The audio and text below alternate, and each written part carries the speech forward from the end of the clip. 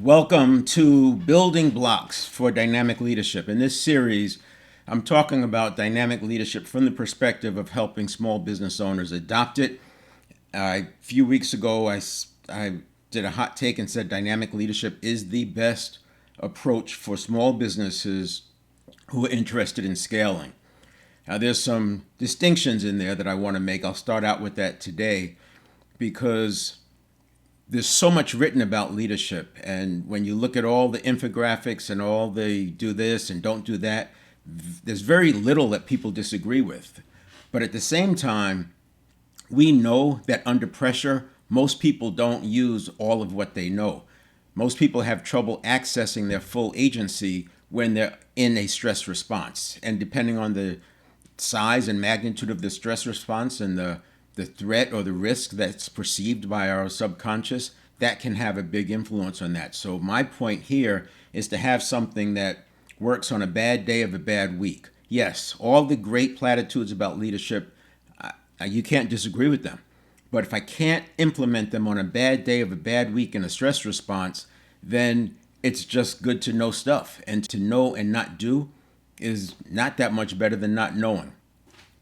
The objective here today is this is called the dynamic leadership building blocks. What I wanted to do is provide a template that you can use to start building your own version of dynamic leadership. One is that it's easy to apply, it's easy to implement, it can be very intuitive, it's flexible. And those are some of the same reasons why people don't like it or why it's not getting the press that it should get, in my opinion. And I think it's more of a nimble type approach, better for small businesses. And I'm saying under 400 employees, and it's give or take because we have outsourcing and different things. But the point is, if you use that number, it makes sense. It doesn't mean that it doesn't work above that, but the real advantages are below because of the flexibility. So we want to make sure that we're using it the way it's intended, and that's what we'll be talking about today. The other thing is I wanted something that would align with the team metaphor. So I often talk about the difficulty that arises when you have a family metaphor or a political metaphor or a command and control metaphor. Those evolve and they come about for different reasons. You can go back and look at some of the manufacturing days in the US, heavy manufacturing time, lots of layers of leadership, and you can see why the command and control would happen. And you even have a bureaucratic style where leaders just feel like they have to put steps in place. It's never executing, never pulling the trigger, just steps. And there's some reinforcement out of that because the more times you review a presentation or the more times you review an idea, you see and you pick up things that you didn't see before. So there's some reinforcement that keeps that going. But when you're talking about a VUCA environment, volatility, uncertainty, complexity, and ambiguity, we don't have the luxury of taking all those steps to put something in place. Now, at the same time, we don't want to rush. There's a point that's made in the book Think and Grow Rich, and a lot of people take this to heart. And I agree with the statement, but you have to make sure that you're thinking about it right, in my opinion. And it's that successful people make decisions very quickly and change them very slowly, if at all. Now, that statement by itself supports Ready, Fire, Aim. And I like Ready, Fire, Aim. But you have to have some parameters around it. You've got to have some guiding principles when you apply it. If you just, as a business owner, you go out and tell your people, hey, we're doing Ready, Fire, Aim, or we're making decisions quickly and we're not going to change them. What we're leaving off, in my opinion, is that, yes, you make decisions very quickly after a full or proper assessment. Now, how big is that assessment? Well, like Einstein says, if he had an hour to solve a problem, he would spend 55 minutes talking about and defining the problem, and he'd spend 5 minutes on the solution. Obviously, that ratio is not going to hold as you have more and more time. When you have days, you're not going to spend 5 days talking about it, the problem, in 1 day implementing the solution. But the point is made that you have to make sure you do an adequate assessment. And too often, people make the assessment too fast, and they're making the assessment based on associations. One of the events, it talks about high performance with the 7 fitness areas, And in there, I talk about how you could break that cycle of making responses that are equal to the reaction, which is often a survival response. In other words, if I get a cue and I go into threat mode, my reaction is going to be a survival response. It's definitely not using good conscious thinking. It's an association, but associations by definition, they're from the past. Our habits and associations were created in the past. And some of them were locked in from age 0 to 7, some of our beliefs and all that. So we're making decisions now about doing something that's well above the line, clearly in an area that we didn't contemplate from 0 to 7. And we're making decisions based on a reaction to a threat. So it's probably going to be wrong. So we want to have that space. And that's why I talk about personal leadership as one of the first building blocks, by the way, when I get to that slide, personal leadership and agency, because you have to have personal leadership and agency. And when you're making a decision out of that and with the proper assessment, now I can agree with make the decision quickly. Once you have the data, you make the decision quickly and you change it very slowly, if at all. Then I get it. And I hope you see that distinction as well. I think it's an important one to make sure you're having that conversation with your folks. Quick review, if you weren't there last week, we talked about the self-determination theory. Another reason I like dynamic leadership is I wanted something that dovetailed well with self-determination theory, because self-determination theory, one, is very intuitive, but it's very important because it provides the three pillars for intrinsic motivation. And intrinsic motivation is not just internal motivation. Intrinsic motivation means I'm finding enjoyment from the activity itself. You talk to people about riding motorcycles, we'll get on a motorcycle. It doesn't take much of a destination. Any destination is fine. It's just a reason to get out on the bike, or because riding is enjoyment. And so, yeah, we're going to this destination that we're going to enjoy being at, but the ride is going to be the highlight of the entire trip.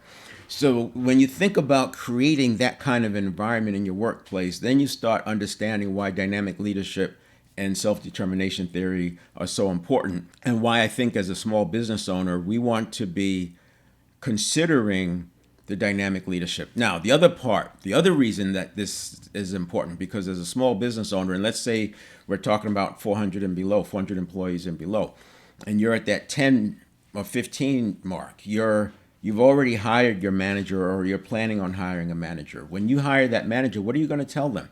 You're going to tell them about you're running with the team metaphor, or you're going to tell them about how you're going to under promise and over deliver?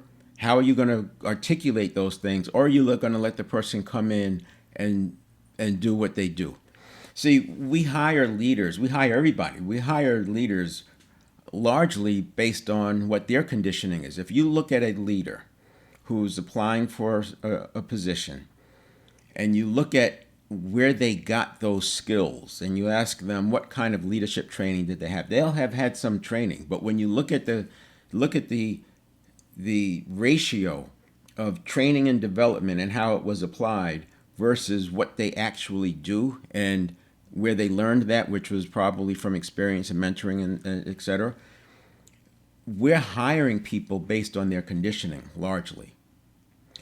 And that conditioning was for something in the past, and we're making it work for now. But if you're building an organization and you're at 10 people and you're planning to go to 400, doesn't it make sense to do that in a purposeful way, in a way that you're thinking about what you want the culture to be?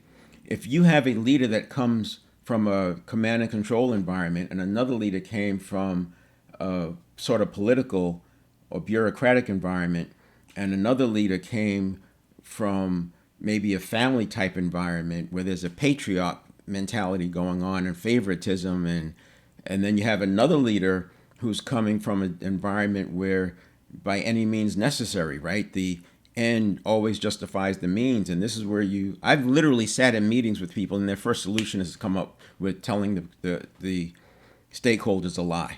That was their first. Now, how do you do that? How does a person get to that point? Well, it's been reinforced. They've been in environments. Now, suppose you hire a leader. You don't realize that they have this metaphor playing in the back of their mind.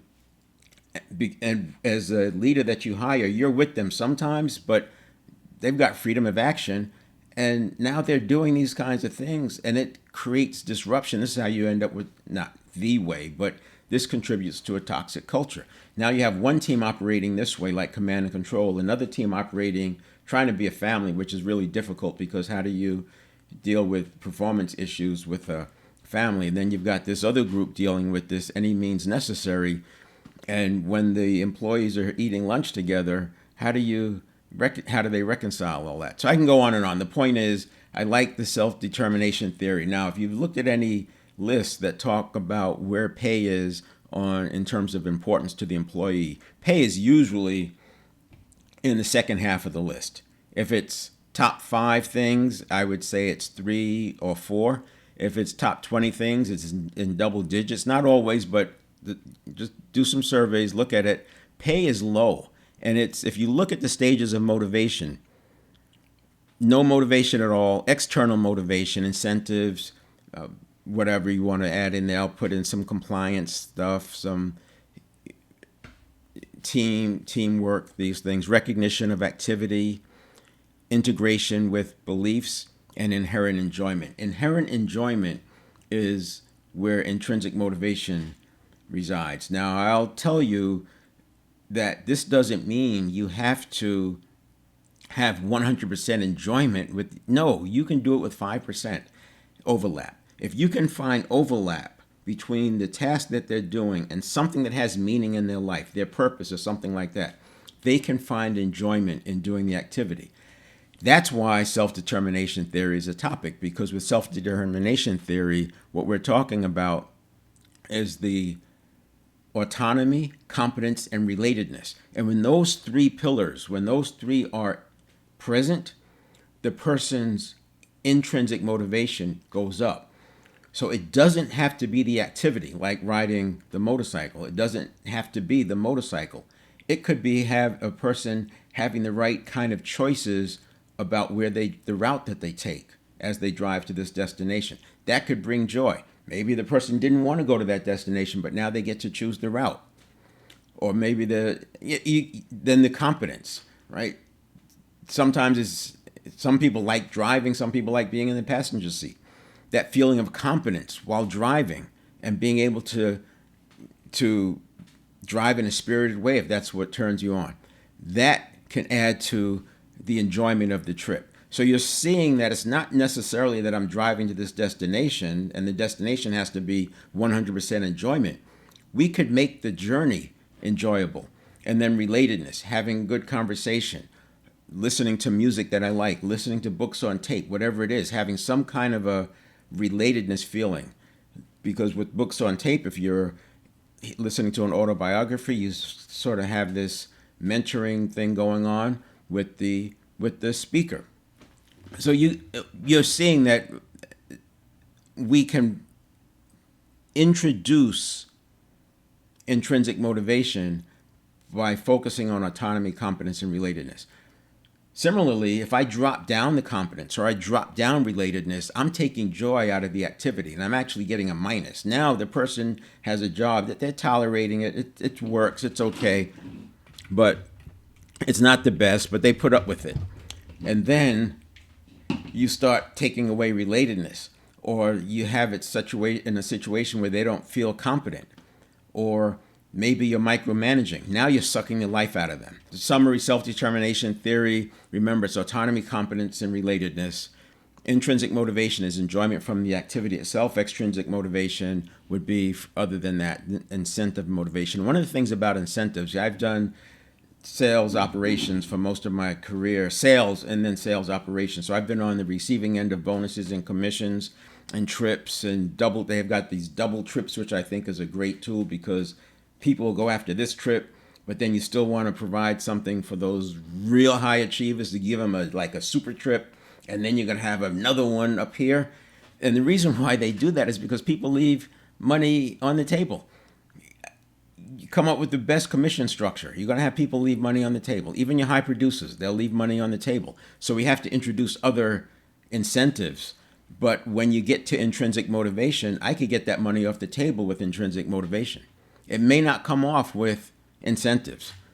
And that's the takeaway for you, is that building from the ground up with autonomy, competence, and relatedness, you can have your producers taking that money off the table, not leaving it there, which is what happens with incentives, commission, bonuses, etc.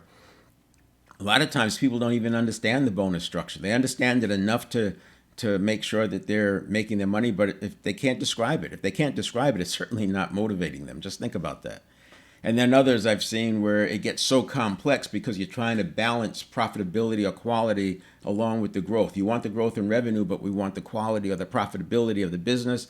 And when you put that burden on the salesperson, they could tank because you get this cognitive dissonance and it becomes just there. It's not even an incentive anymore.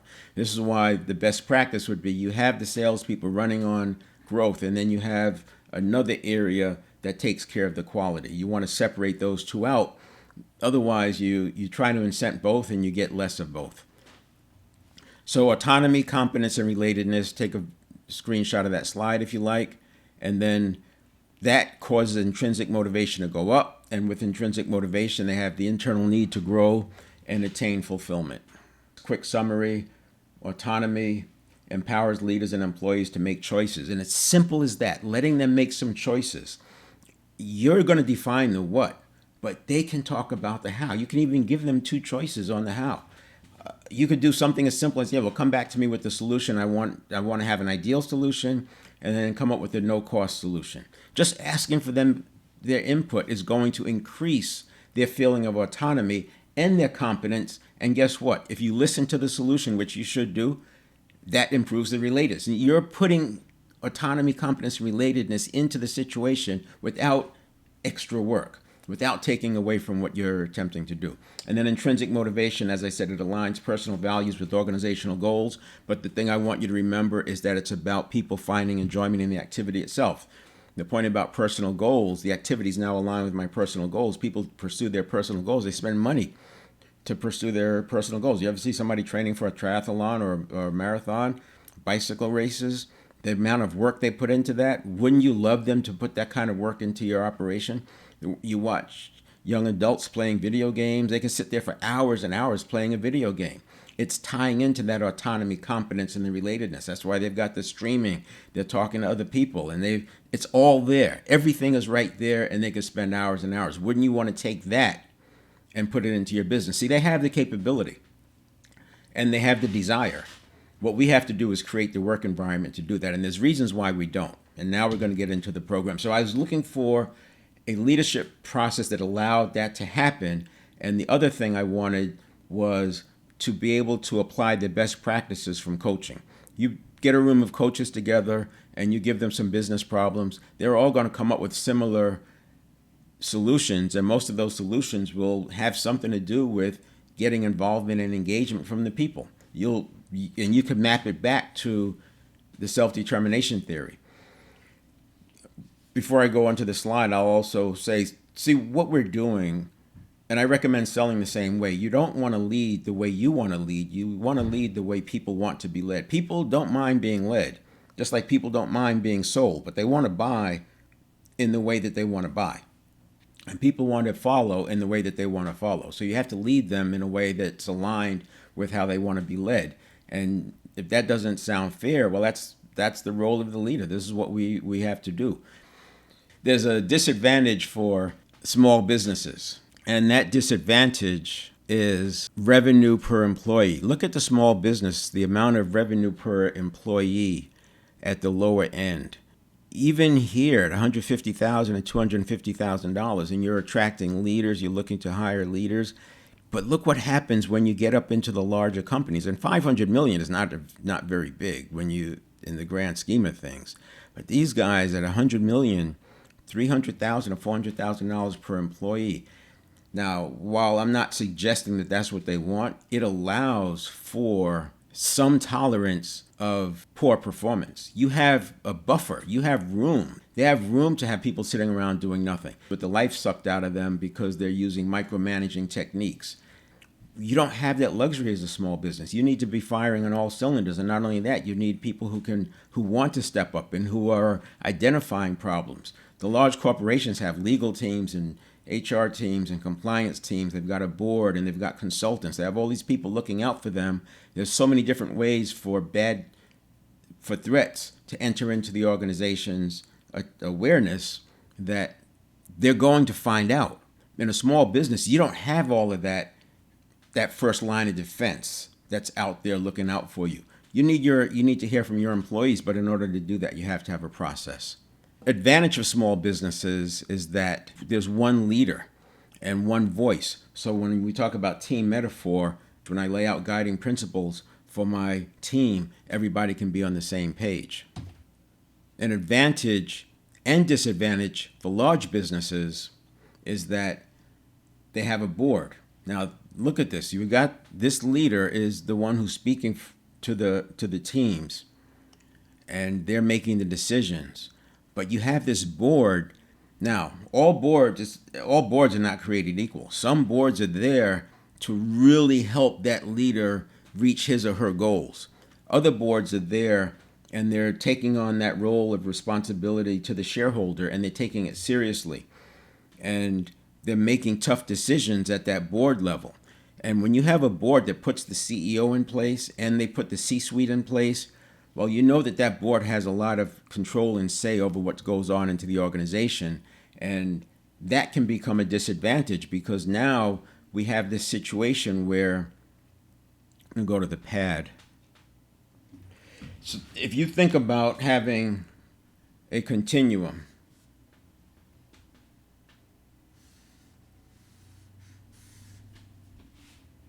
you have this continuum. And on one side, we have the employees. On the other side, we have the owner. And most people would agree that we have this tension in the middle. We have this tension where employees want higher pay, they want more work that's more fun, they want fewer hours, they want all these things. And we can't give them all of that because if we did, we wouldn't be serving the owner. The owner, on the other hand, they want more profit, they want more revenue, they want workers working more time without getting overtime. I shouldn't say that. And again, the owner can't do all these things because the employees won't be served, they won't stay around.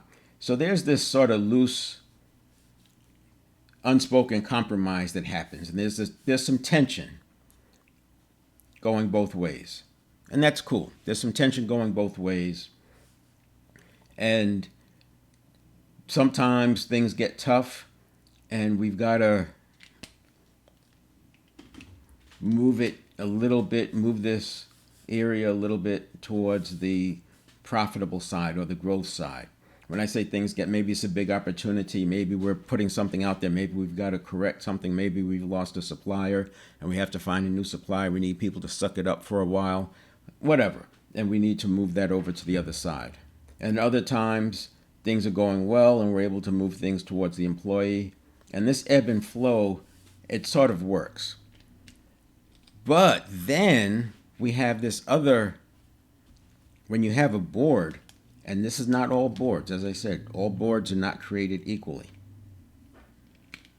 But now you have this board over here, and they have an agenda.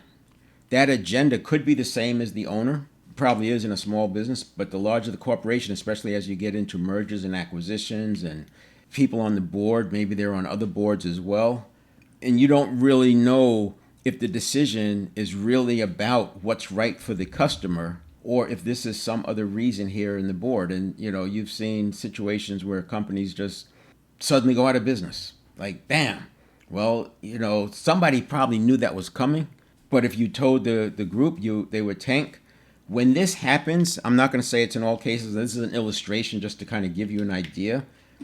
But when we're operating in this kind of a situation, And depending on the nature of that board and the relationship with the CEO. Now, sometimes the board, the chairman, is also the CEO. And other times the board got rid of the CEO founder and they put another CEO in place.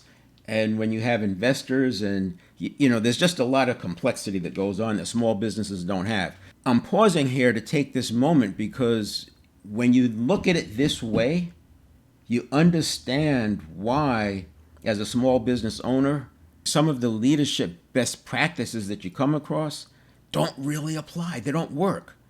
And we end up throwing the baby out with the bathwater because we've tried this stuff and it doesn't work. And the reason it doesn't work at the small business level is because this here area can be skewed way over here. So now you have to do other things. This tension has moved way over here. So now employees are not getting their needs met. It's an environment that's unpleasant for them. It's the opposite of the intrinsic motivation. And this is where you get people are just going through the motions. They're spending most of their time, some of their time looking for another job. All that stuff that happens, they're just checked out.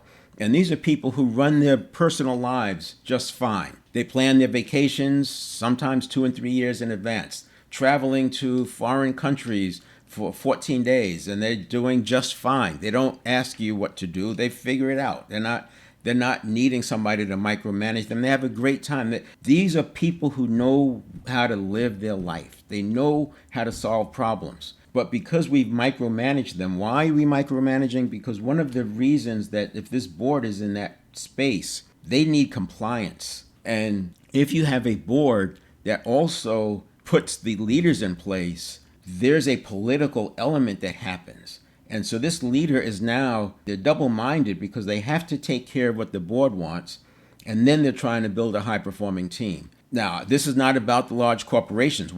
My point is that small businesses have an advantage over the large corporation, generally speaking, because they don't have that tension and they're able to take care of the employee. You start talking about doing some intrinsic motivation for employees, and it's a political environment with the board that has a lot of power, and it's going to be flat. It's just not going to land well.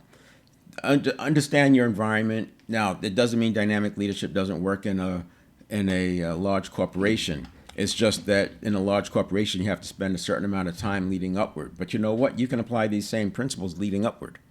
And that's what that's where networking comes into play, or how, other options. I don't want to get into it. So we've got the advantage and disadvantage for large and small businesses, that board. And the reason it's an advantage, of course, is because you have all this thinking, you have this mentoring, you have access to capital, you have support, you have people looking out for you. So I'm not against a board. As a matter of fact, small companies, I think you should get a board early. Get one person. Just have one person that you think of as a board. So, we want to look at, maybe it's a mentor, but remember, mentors should have done it before. You don't necessarily need a mentor requirement for them to be on the board. The board is more like a sponsor. So if you have a coach, the coach brings out the best in you. A mentor has done it before and can show you the ropes, whereas the sponsor is the one who signs their name on the check or the bottom line to advocate for you. So your board is more like that. Your board is somebody more who has some knowledge, some power, some awareness, some network that they can maybe tap into to help you out, as well as do the mentoring as needed and ask you the tough questions. Here are some core actions that small business owners can take. We can define roles and responsibilities. Obviously, it ensures every team member knows their specific role, leading to accountability and discipline. In practice, well-defined job roles, regular performance reviews, and a culture of accountability. When you look at a team, when I look at the metaphor for team, and you look at the differences between a team and an organization, or say a business company, teams have an opponent. As a business or a company, you have a competitor. But it's not the same. Not in most cases. I mean, in politics now we're seeing people taking big shots at each other. But if you think about even two companies that are competing, they don't necessarily try to undo the other person. Now, sometimes there's always bad actors, and bad actors are going to do bad things. But generally speaking, they're not doing things to unravel your strategies. They're just countering your strategies with things that they're doing. Whereas a team, when you go out there, you have a clear offense and a clear defense. There's definitely somebody trying to stop your play. It takes a lot more thought to put into your plays than it does in business. What we want to do is start bringing some of that discipline that you have on a team, and a sports team, into business. Promote continuous improvement. This is a part of it. Encourage learning, resilience, and adaptability for high performance under pressure. Regular training, stress management programs, agile project management. You want to have ways to constantly improve. You don't want to get locked in, especially as a small business, because remember, you don't have the fluff when it comes to the revenue per employee. And then build a team culture and motivation. Cultivate camaraderie and trust to boost morale and performance. Team building activities, collaborative environments, employee recognition programs, but we're not talking about going through the motions. Habits are to people as culture is to the organization. And habits, for most of us, formed willy-nilly. We got a download from age 0 to 7. We had some good things and bad things happen. We built a prefrontal cortex in our 20s. Now we have some I don't want self-control and some I do want self-control and some willpower. And then the dopamine and serotonin comes in and it forms our habits.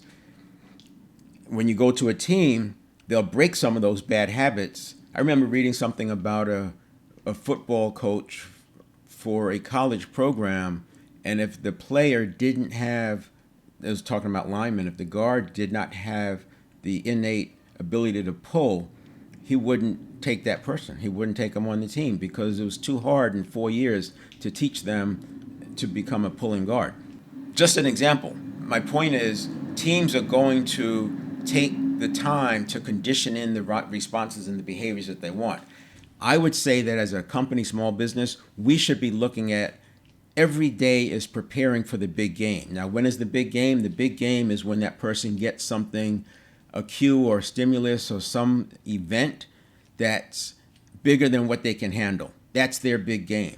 So we're always practicing. The way you practice is the way you perform. The point is, we want to treat every day preparing this person for that big game. Everyone that you hire should be able to access their capabilities on a good day of a good week. You shouldn't have hired them if they can't. You wouldn't have hired them if they can't. But what percentage of your team can access the best of what they have on a bad day of a bad week that happens to show up in a bad month?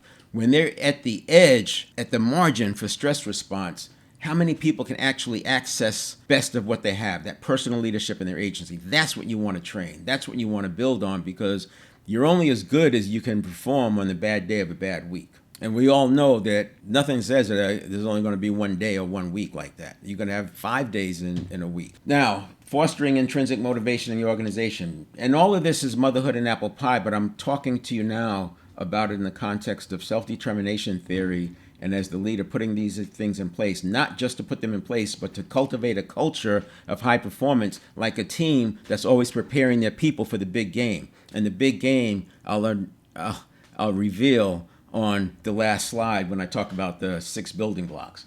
Celebrate achievement to foster a sense of accomplishment. Provide opportunities for growth and learning. Make employees feel valued and invest in their long-term success. One of the things I think is important is to have a development plan for everybody. Everyone should have, everyone, a 24-month development plan. Now, some people are only going to have 4 things to accomplish. Some leaders are coming to you so equipped, they're only going to have 4 things to accomplish, one every 6 months. Other people might have something every month, and maybe a new employee might have something that's development 2 or 3 times a month. Everybody should have a development plan, because now you're building this stair step and you're creating a culture of continuous improvement and not arrived. See, if you start telling people you've done a great job, doing a good job, in their mind, they've arrived. And that tension to learn and get better can go away. And now we're losing some of that intrinsic motivation. What we want to do is, you're doing that well. That's step A. You got that step A down pat. We're ready to move on to B. And now we're doing B. And by the way, you've got some skills in C. C is going to come out there, but you're already learning to do this and this.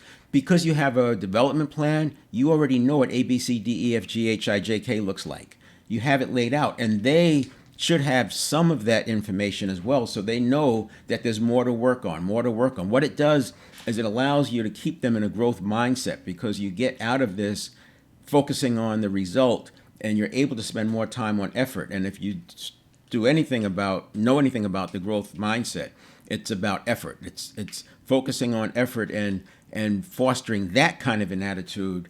Even just adding the word yet when you say, well, you're not quite there yet.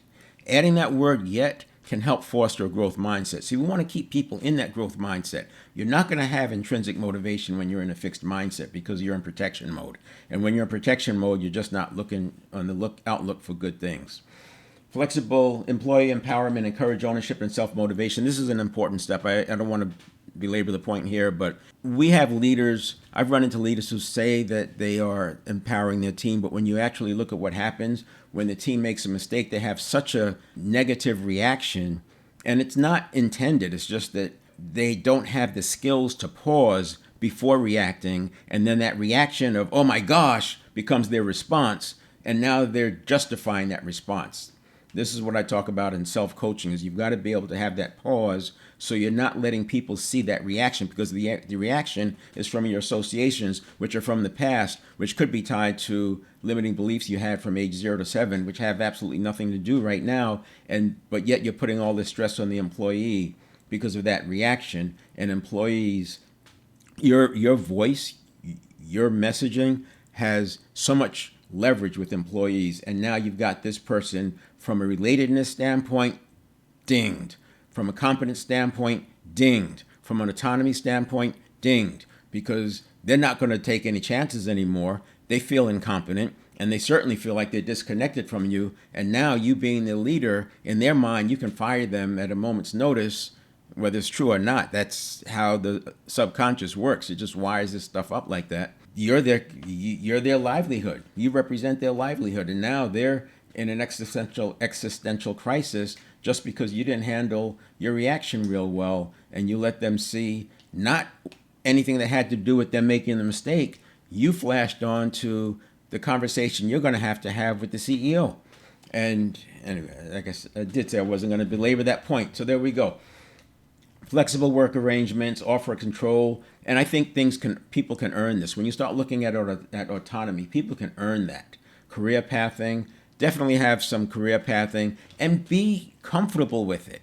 Everybody's not cut out to be the leader of the department. Just like on a team, you have people on the bench, and they're happy to be on the team. They know that they're not as good as the starting lineup. They know that, and they're working on it. And they're hoping they get their shot. And when the shot comes, hopefully they're ready. It's okay to tell a person you're not really what we're looking for, and here's some things that we can help you with, and this is an area that you might want to consider. And it's a development conversation. When you have a development plan, they're always getting better. And one of the things I strongly advocate is finding out what people's purposes. What would they do if they knew they couldn't fail? What kind of work would they be doing if they didn't have to get paid? You want to know that so you can organize the work around what they like, and that goes a long way to back into that competence, autonomy, and relatedness. Cultural alignment, align the organization's culture with values and purpose to foster internal motivation. And then diversity and inclusion initiatives. And again, making sure we're not going through the motions, but we're doing this in such a way with that self-determination theory in mind. And that's why, again, I like it with dynamic leadership, because you can forget this slide, but if I can get you to remember autonomy, competence, relatedness, and how is the action you're about to take going to impact that, you intuitively can answer that. So can your employees. The same way they can figure out how to navigate a country for 14 days where they don't speak the language, they can figure that one out too.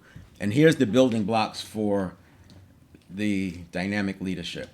Empowerment and autonomy is what you have to have as a leader. You have to be able to access your agency and then adopt habits that support personal leadership, not only in yourself, but bring it out in others as well.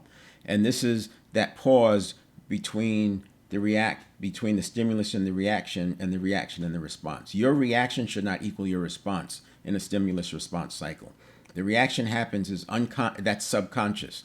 Then that becomes a data point. Then you make your real choice after that. And we're talking about a half a second pause. We're not talking about minutes. It's a half a second, because the unconscious reaction time is about a quarter of a second, and the conscious mind picks up on it in about a half second. So that's why I said within a half second, you've had your plenty of time to make an assessment, a quick assessment, not a full one, a quick assessment. Should I delay it? Let's take it offline later. Should I dump it? It's not important. Let's not talk about it. Should I do it? Yes, we're going to take action right now because this is important. Or should I delegate it? We're going to give this to that other team and let them work through it. So 4Ds: do it, dump it, delegate it, or delay it. You can make that all in that 1 second stimulus response. Onboarding: definitely have a strong onboarding. Provide clear autonomy.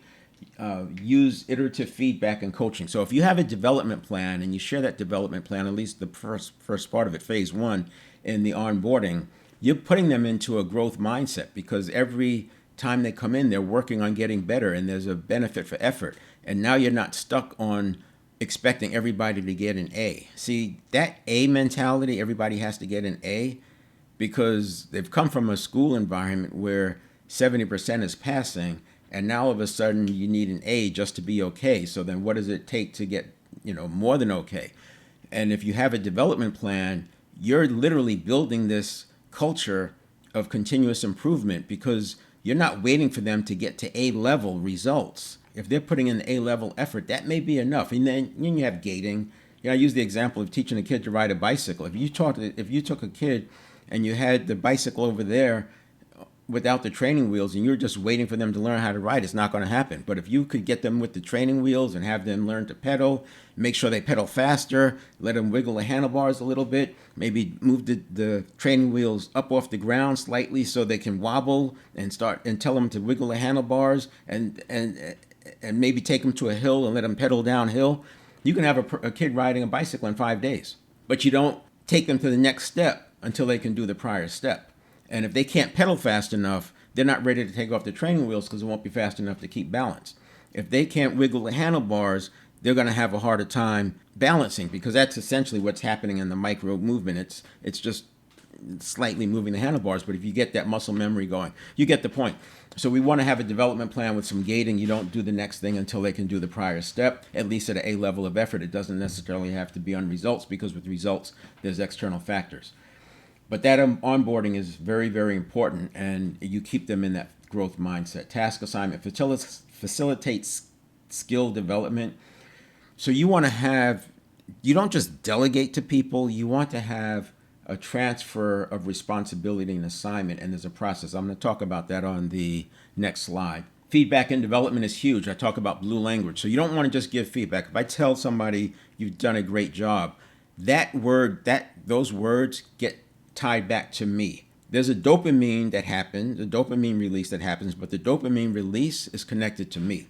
If I say, the way you picked up on the fact that XYZ was missing, and you took the initiative to go to the other department and get that XYZ and put it in place, and then put it all back together without even being told, that's the kind of work we need. I appreciate that. I'm glad you did. Thank you.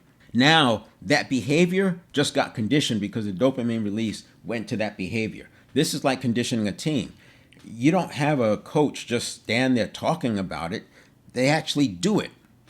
And then they have instant feedback. That's why deep practice works, because the feedback is instant.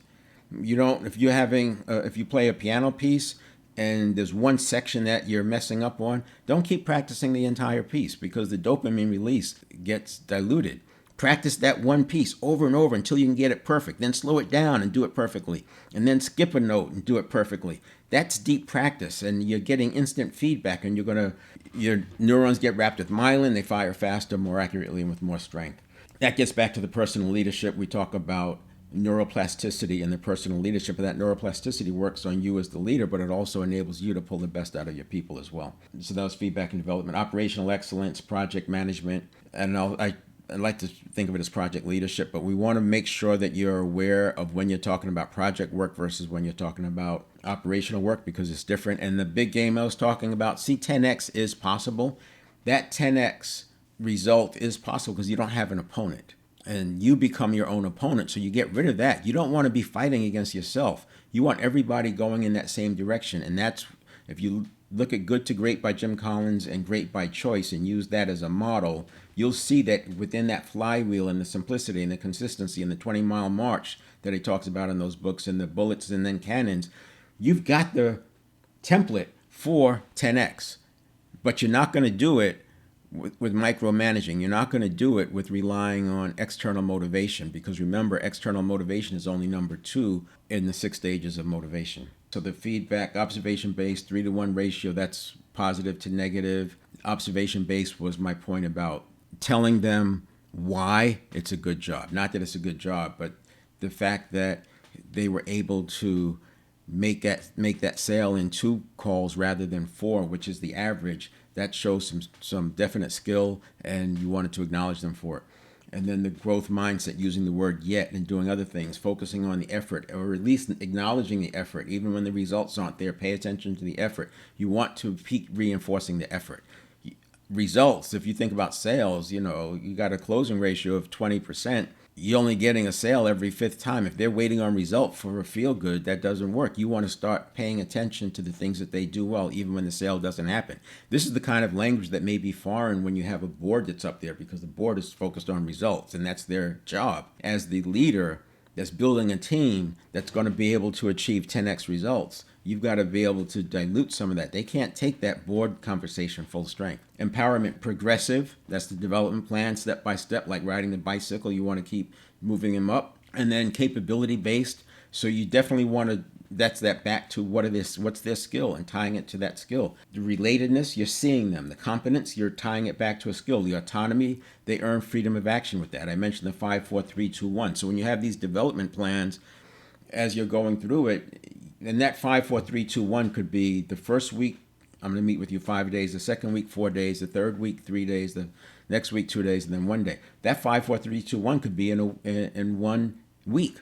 I'm going to meet with you 4 or 5 times on Monday, and then we're going to meet 4 times on Tuesday, and then 3 times on Wednesday, and then, you know what I'm saying? You could do it 5, 4, 3, 2, 1 over 6 months. Whatever it is, have some kind of a way of training wheels to riding the bike without the training wheels, to handling the bike well, to handling it like a pro. That's that development plan that you're always having, that cycle that you want to have in your mind. And then the checkpoints. I think every company should have checkpoints.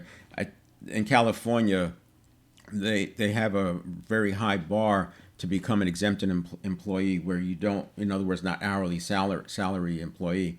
And that bar is so high that we have some things like people like store managers, total freedom of action, but they're still an hourly worker.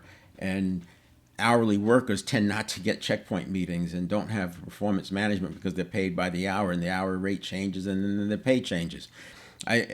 You're leaving money on the table if you're not doing checkpoint meetings. Checkpoint meetings are a way for you to talk about preparation for that big game. And remember, the big game is being able to do 10x. And when does it come? You don't know. But there's always going to be a bad day of a bad week. And when that happens, that's sometimes your opportunity to shine. And when you can shine, you take advantage of it. And I had mentioned development plans. So there you go. That was a lot to talk about. And what I'd like to do following up is a summary. I'll do a webinar, a summary of the dynamic leadership, and do it as a webinar so we can have some interaction with the audience and get some questions. Meanwhile, just feel free to send me a message on LinkedIn. I'll pick up on that and then get back to you. All right? You take care. Thanks for showing up.